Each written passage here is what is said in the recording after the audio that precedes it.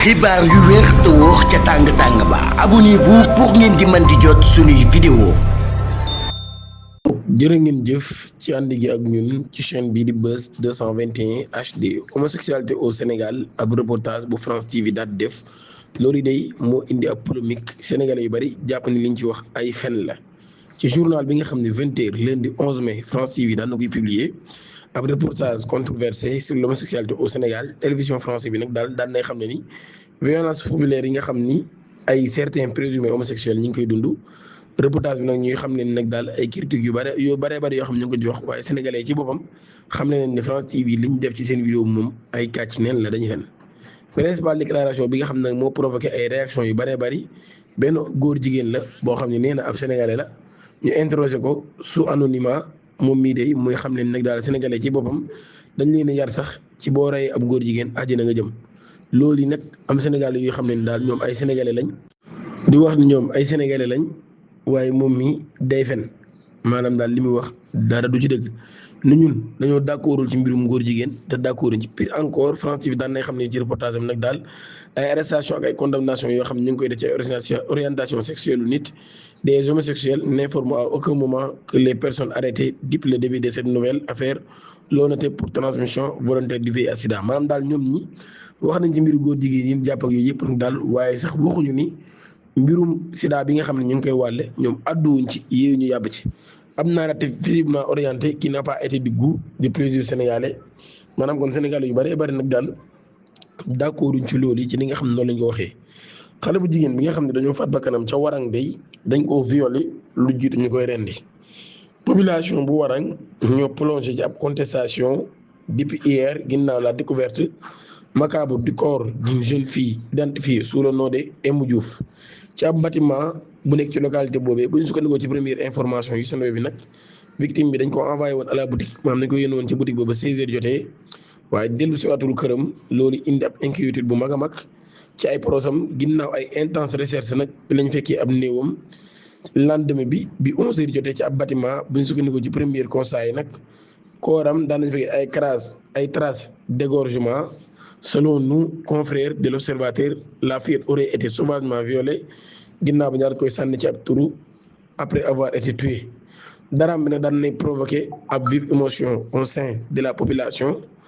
encore sous la choc face à la brutalité des faits forces de sécurité yi nag daan nañu dem ci lieu pour procéder aux constatations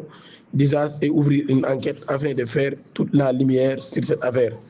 En attendant les résultats de l'enquête nag la tristesse et la peur et l'indignation moo dominé kon jamono ji dëkk ba nga xam ni moo di Warang pèlerinage 2026 ab sénégalais bu génn gun kon àdduna ca Médina la direction générale des pèlerinages DGP daan na annoncé avec regret le décès de mercredi 13 mai ce mercredi 13 mai 2026 ku ñu naan monsieur Ibrahima Mbaye moo am 81 ans moom mii de moo génn àdduna ca Médina ginnaaw am malaise. La DGP daal di exprimer ay sincères condoléances au chef du regroupement Rao Peul ainsi que l'ensemble de la communauté di Hajj dans son communiqué nag moom mii day mi ngi ñaan pour ki nga xam ne moom moo génn àdduna yàlla daal koy yërëm jéggal ko taxaare ko aljana waaye daal koy fay intention bi nga xam ne amoon na ko ngir dem aji Makka ca Kaolack lu jëm ci wàllum crack ecstasy lubrifiant neex ak cocktail bu explosif ci ab réseau boo xam ne dañ koo daaneel. À plainte des voisins excédé a conduit la brigade de recherche de Kaolack ñu démantelé ci benn guddi ab réseau de prostitution doublé d'un trafic de drogue international ñaari nit déféré lañ ci mercredi devant le procureur Abbas Yaya Wane mbir mi ngi commencé ci ab plainte boo xam dañ ko déposé auprès de la brigade de recherche des compagnies de gendarmerie de Kaolack ñetti locataire ci ab immeuble ñoo def lu ni mel nekk ca quartier Ngaan. Ces derniers dénonçant leur colocataire, un certain Emoudé Diop, prostitué titulaire d'un carnet sanitaire qui réservait des clients au premier niveau de l'immeuble. Aller ak venir yi nag daal loolu yi ci yenn heure yu tardif yi moo daal di alerté ñi nga xam ne ñoo dëkkandoo yi. Fort de ces informations, des éléments de la brigade de recherche du Saloum sous commandement de l'adjudant-chef Maodo Ndiaye ñoom ñii day daan nañuy transporté wu kon ci lieu yooyee aux alentours de 2h du matin sur place. Les enquêteurs daan nañu nag découvrir ab nombre d'importants d'hommes ñoom ñii de ñu doon def la queue pour assavoir leur désir à la vue des gendarmeries ceux-ci prennent la fuite dans la chambre enquêteur daa trouvé M Diop en compagnie d'un certain M Moussa identifié comme proxénète. La perquisition de la Sambo nag daan nay révélé ab stock impressionnant 256 préservatifs masculins 19 préservatifs féminins 60 sachets de lubrifiant ak ab flacon de lubrifiant local communément appelé neex-neex. Selon des informations exclusives de Seneweb, si ajoutant une blanche de papier à rouler, Risla et des briquets, autant d'indices laissant présager d'autres activités illicites, les deux individus sont aussitôt conduits à la brigade de recherche pour la poursuite de l'enquête. Le proxénète, en réalité, grand trafiquant de drogue, exploitation téléphone portable bi ñu def nag bu M Sarr daan nay basculer l'affaire bi dans une autre dimension. La conversation WhatsApp découverte sur l'appareil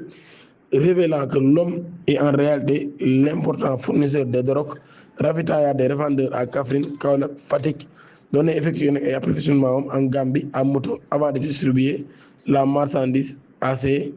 détaillants. Le moto nag daan nañ koy localiser immobiliser ko devant l'immeuble de l'interpellation est soumis à une fouille minutieuse dissimulée dans la carénage des véhicules. Les gendarmes mettant la main sur 66 comprimés d'ecstasy, 24,5 grammes de crack, interrogé sur la provenance de la destination de ces stupéfiants. Moussa nag daan nay xam ne ni moom mii day daf koo jënd en Gambie pour jaayaat ko ci réewum Sénégal. ci loolu ci la ñuy jàllee ci beneen xibaar ki nga xam ne moo di Modou Xarañ Lo le roi des arènes moom mi nii gis nañ ko nag mu doon seetaan match bi nga xam ni am match bu mag la waroon dox di ab final bu Al Ahli doon fubal Al Hilal doon fubal. ci loolu moom leader bii di Modou Lo nag ginnaaw bi nga xamee ne daan nañ ko fay gis ñu bari ay réaction yu ñu am mooy dañoo xam ne ni Sadio Mané ci boppam de l'international sénégalais moom moo invité woon l'ancien roi des arènes bi ngir mu ñëw fekkee boobu lépp jongante loolu moo tax ñoom ñëpp kon ñuy rafetlu maanaam ànd ak yi nga xam ni suñu figure yu mag yi ci wàllum sport sénégalais daan nañ koy ànd di ñaan ngeen abonné activé cloche notification bi te aimé vidéo bi.